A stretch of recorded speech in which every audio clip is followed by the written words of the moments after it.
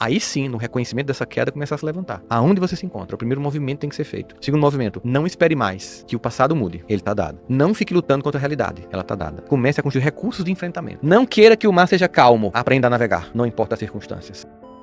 Já se pegou culpando as outras pessoas por algo que esteja acontecendo com você? Esse vídeo vai trazer uma reflexão de como assumir a responsabilidade pelo seu próprio sentimento, como fazer essa mudança de chave. Bora lá assistir comigo. Falando em milagre, então eu sei que o Guru já ia emendar uma outra pergunta, mas você já fala. Tem muitos casos de pessoas que seguem a gente aqui e que estão completamente perdidas. Manda mensagem pra mim, pro Guru, no chat, direto. Nossa, minha vida tá um caos, tô completamente perdida, eu não sei nem por onde começar. Tá. Se você pudesse dar um conselho para essas pessoas, então, que estão absolutamente perdidas... Por onde começar, né? Qual seria o caminho que você enxerga que seria o mais eficiente ou talvez o mais inclusivo para que as pessoas comecem? Qual seria esse caminho? Imagina que eu cheguei aqui em São Paulo, liguei pra você, pro Guru, pra você, pra Lei. E dissesse assim, gente, eu acabei de chegar, tô indo aí pro estúdio. A primeira pergunta que a gente vai fazer é onde você está. É isso. Chegou por Congonhas, chegou por Guarulhos, tá subindo de Santos, tá vindo pelo Rio, tá vindo de Campinas. Pra cada lugar, vocês iam me indicar um roteiro diferente, né? Ou eu poderia simplificar e botar no Waze. Seria mais fácil, um IA, que já existe, que a gente usa, me faria chegar até aqui. No caso foi o Uber, que também estava usando um IA. Ou seja, o primeiro movimento de quando você está perdido é saber onde eu estou. Onde eu estou. Inclui, por exemplo, perguntar qual é a dor que mais me faz permanecer aqui. Porque geralmente estar perdido é estar em dor, não é? Está em sofrimento. Quando alguém chega num consultório, a gente pergunta qual é a sua queixa principal? Ou que dor te trouxe aqui? Às vezes é uma separação, às vezes é um luto, às vezes é um trauma ainda não curado, às vezes é um sonho não realizado, às vezes é tudo isso junto no pacote. Então o primeiro movimento que eu preciso fazer é continuo procurando respostas, continuo ouvindo pessoas, mas e você já se escutou? Você já parou e perguntou assim, o que está mais doendo em mim? O que mais está me mantendo neste lugar? Também já parou para se perguntar qual parte sua se compraz com isso, se satisfaz com isso, ainda que inconscientemente, e que quer ficar nesse lugar e não quer se mover? Será que existe em você alguém que está esperando que alguém na lida da vida, com essa multidão de pessoas sofridas, pare o caminho dela para te erguer a mão? Será que alguém já tentou fazer isso e você diz, não, deixa eu ficar aqui no quarto escuro da alma porque é confortável para mim? Algumas perguntas precisam ser feitas para que você comece a dar os primeiros passos.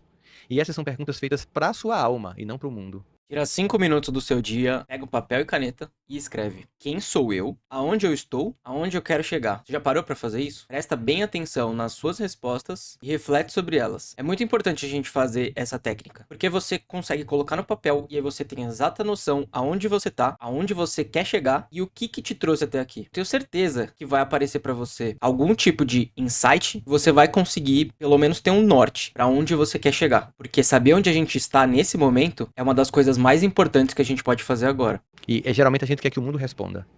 E aí fica sempre buscando cada dia uma resposta, muda de religião, muda de lugar, muda de podcast, porque quer que lá fora tenha uma resposta que é sua. Então é preciso ter capacidade e coragem de se ouvir. E se ouvir implica dizer que nem sempre o que eu vou escutar vai ser agradável, porque talvez descubra no meu processo de autoconhecimento que a verdade é que eu participei do drama no qual me encontro. E talvez saber isso possa me fazer sofrer, mas se por um lado isso pode gerar um sentimento de culpa, por outro é libertador, porque se eu sou responsável pela queda, eu também sou responsável pelo seu erguimento. É libertador saber que eu sou o responsável porque eu posso mudar o quadro. Se o responsável é sempre o outro, o pai que me abusou, a mãe narcisista, o marido que me traiu, né, a esposa que me sacaneou, sabe? Eu vou estar sempre querendo mudar alguém que eu não posso mudar. Eu então fazendo uma pergunta que não tem resposta. Por que isso aconteceu comigo? Uma vez uma pessoa falou assim pra mim, é muito mais fácil a gente controlar o que tá dentro da gente pra fora do que de fora pra dentro. Você pode controlar sua mãe, seu pai, sua esposa, seu marido, seu chefe? Não. Você pode controlar o que você sente em relação a essas pessoas? Sim. Então, é muito mais fácil a gente pensar sobre como a gente pensa sobre isso e como a gente age sobre as outras pessoas do que as outras pessoas agirem sobre a gente, porque não temos controle sobre os outros, mas você tem total controle sobre você mesmo. E se a pessoa que fez isso com você nem ela sabe por que fez? E se a pergunta não for por quê, mas sim, como é que eu saio daqui? E se esses porquês só te colocaram num looping de busca irrefreada de uma solução externalizada e terceirizada, sem nunca assumir a responsabilidade do reconhece a queda, né? E só ao reconhecer a queda, não importa se você se derrubou, se o mundo te derrubou, ou se juntos você e o mundo te derrubou, aí sim, no reconhecimento dessa queda, começar a se levantar.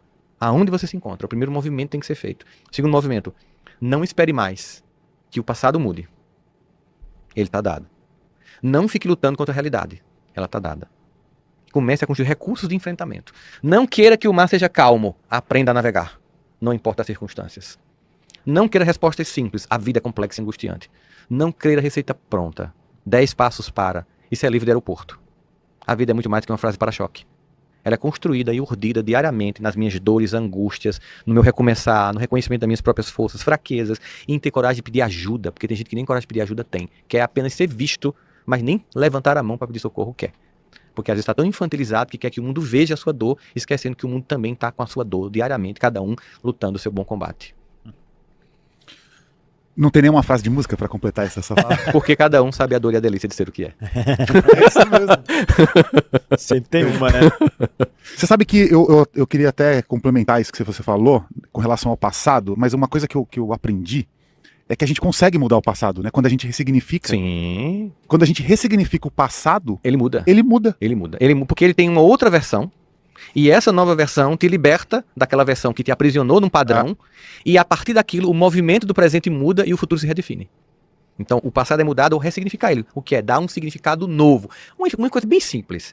Teu pai não deixou você pegar a chave do carro pra sair com a namorada, que você estava tirando escondido dele, ele pegou e tomou. Ele disse, você nem vai sair de casa hoje, seu moleque que ia pegar a chave do carro.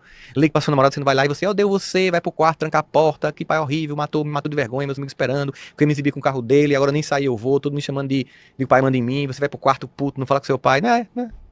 10 anos depois, você casa com a sua namorada, tá voltando pra casa no Réveillon. É pai, e finalmente entendeu o que teu pai fez. Você volta para aquela mesma cena e dá ela um significado que aquilo foi amor, foi cuidado. E aquilo que tipo um trauma, uma dor que meu pai... Claro, tô dando um exemplo simples, né? Tem coisas mais complexas, mas que ainda assim nos cabe revisitar. É simples, mas a maioria das pessoas passou por problemas simples na vida e que foi virando uma bola de neve. E essa bola de neve hoje, no dia de hoje, depois de anos, ela é um problemão, mas a raiz do problema, muitas das vezes, é um problema muito simples. Somos nós que fazemos essa revisitação. Esse voltar ao passado, com a maturidade, quem entendeu hoje coisas que não tinha no passado, e poder olhar para aquela cena e tirar, finalmente, o aspecto pedagógico dela, é realmente rumo à maturidade e à libertação. Uma vez eu fiz um curso, e nesse curso, terapeutas disseram assim, muitos dos problemas que a gente tem na nossa vida são decorrentes da nossa infância, até os 7 anos de idade. Então você imagina que um bebê estava chorando, e ele não tinha a mamadeira perto. Pro bebê, isso foi o fim do mundo. Mas, na verdade, um adulto pensando sobre isso é simplesmente o bebê não comeu, ou seja, ele está chorando. Mas pro bebê foi o fim do mundo. E, às vezes, na maioria das vezes, carregamos sentimentos, emoções dessa época, até os 7 anos de idade, em que a gente não tinha a menor noção dos nossos sentimentos. Então, o adulto hoje, olhando para isso... e pensando sobre esse assunto, pensando sobre essa dor, consegue ressignificar. É como se fosse uma volta no passado. Você tem em você uma máquina do tempo. Então, por isso que eu falei, tire 5 minutos do seu dia e escreva os seus problemas, aonde você quer chegar. Às vezes você vai, num estalar de dedos, encontrar que o problema foi uma coisa na sua infância, simples, e que você pode resolver nesse momento. Claro, eu tô falando de uma forma muito mais prática. Existem problemas muito mais profundos, que nem ele disse. Mas não custa a gente tentar e fazer essa abordagem, essa técnica. Essa história de pai, né? Assim, acho que a coisa mais comum que tem, e acho que a nossa geração pegou muito isso, era o pai que estava trabalhando o tempo todo, se matando para dar uma condição para a família e para o filho, né? Para os filhos. E a gente queria ele em casa, pra ver sessão da tarde com a gente, e se ele ficasse, ninguém pagava a TV, nem energia, nem nada. Aí a pessoa cresce, a pessoa cresce achando que a ausência do pai era a falta de amor. E era, sendo que é o contrário. Era o amor de alguém que estava cuidando, zelando por você, pra da escola, é a vida que ele não teve. Era amor absoluto, né? Porque, coitado, nossos pais se matando literalmente, né? Minha mãe tinha 3 empregos, cara, pra poder dar conta da vida da gente. E você fala, minha mãe não me amou, que ela não esteve presente. Nossa, como que não, né? Ela ficou da onde ela A gente tem que se ressignificar a forma como a gente lê o amor, né? O amor nem sempre é traduzido da forma... Meu pai, por exemplo, ele faleceu com menos de 50 anos por causa do álcool. Com quanto? Menos de 50 anos. Menos de 50? Menos de 50 anos. Nossa. E um dia eu estava perto da casa onde ele morava, quando ele morava com o pai dele, e aí me veio tão claramente a cena das muitas formas do amor, né? Olha, meu filho, eu caí nesse buraco para mostrar que por aqui você não deve vir. A minha escolha deve ser testemunha da vida que você não deve levar. Você Bem diz legal, o buraco da bem morte legal. pelo alcoolismo. Pelo alcoolismo. É verdade. Né? Então, assim, Ele muitas, sacrificou por você, muitas na verdade. vezes, E por quê? Porque é das próprias dores. Era como os homens no passado lidavam com suas dores que não tinham nome, não tinha terapia, nem sobre inteligência emocional, esse papo que não tinha nenhum sentido. Como é que esses homens cujas dores não podiam ser nomeadas lidavam com elas? Tomando cachaça. Por exemplo, pega o cara que tem 5 filhos. Aí ele é um construtor, tá? Ele chega aqui, vem pra aqui, pro Itainho, da gente tá aqui, faz uma obra, constrói um prédio, senta porcelanato, algo que ele nunca vai ter na casa dele.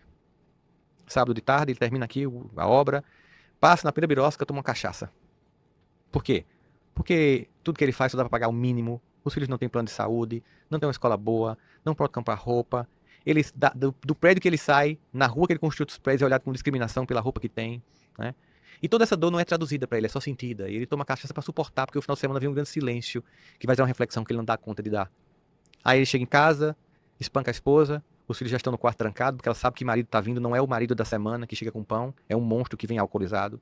Aqueles 5 filhos ficam testemunhando tudo isso ali durante muito tempo. E olha como é interessante. Um filho repete, se torna um abusador igual ao pai. Um outro desenvolve um profundo ressentimento do pai e da mãe e vai embora assim que pode morar no Alasca, porque não suporta o pai nem a mãe, que nunca tomou a iniciativa de sair, sem nunca se perguntar se ela tem condição de dar conta sozinha. E 3 dizem assim, eu amo meu pai, mas ele era um doente, ele era alcoólatra.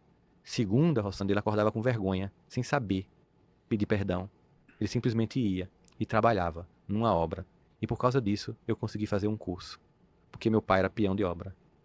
E ele não dava conta dessa vida. E domingo ele chegava alcoolizado no sábado. Mas é meu pai. Percebe? É a mesma história, 3 reações diferentes. Mas mesmo esse que odeia, pode voltar e ressignificar. Eu atendo pessoas que estão fora do mundo. E toda vez que eu estou conversando com meus alunos no programa de desenvolvimento emocional que eu tenho, que eu aprendo a se amar, e eu aprendendo a perdoar e perdoar-se, eu pergunto, tá morando aí por quê? É porque sempre quis morar fora ou tá fugindo de alguma coisa? Tô fugindo de alguma coisa. Eu sempre digo assim, eu podia dizer uma coisa muito profunda, psicanalítica sobre esse teu movimento, mas eu vou falar como meu avô me dizia. Cachorro onde vai leva as pulgas. Não adianta mudar a geografia externa. É a geografia interna que nos convida diariamente a ser mudada. E isso é ressignificar o passado. Muito legal, pessoal. Obrigado por ter ficado aqui comigo até o final. Não deixa de se inscrever no canal, porque ajuda muito o nosso projeto. Deixa também aquele like, porque fortalece. E deixa esse vídeo chegar para mais pessoas. Comenta aqui embaixo também o que vocês acharam desse vídeo. Lembrando que os créditos desse vídeo estão na descrição. E assistam lá o vídeo completo, porque tá muito legal. E até a próxima. Um abraço.